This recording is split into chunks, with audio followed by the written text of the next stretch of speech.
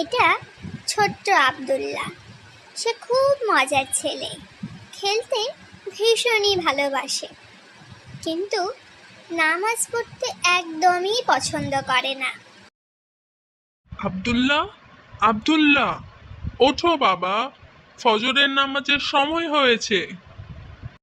উফ বাবা, আর একটু ঘুমাই, আজ না হয় বাদ দিই। আব্দুল্লাহ স্কুলে গিয়ে মন দিয়ে পড়ালেখা করতে পারে না, খেলতেও আজকাল ভালো লাগে না। কেন যেন তার মনটা কেমন জানি খালি খালি লাগে।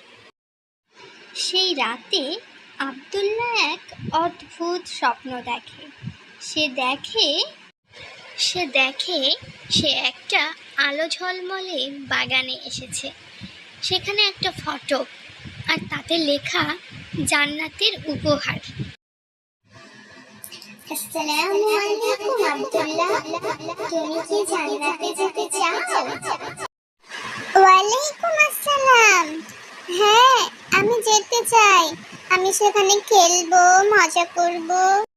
শুধু নামাজ শিশুরা এখানে ঢুকতে পারে। তুমি কি নিয়মিত নামাজ পড়ো? না, আমি মিস করি অনেক সময়।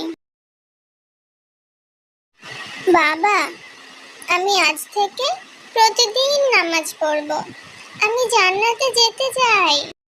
মাশাআল্লাহ, আমার ছেলে তো অনেক বুদ্ধিমান। জি বাবা, তুমি প্রতিদিন নামাজ পড়বে।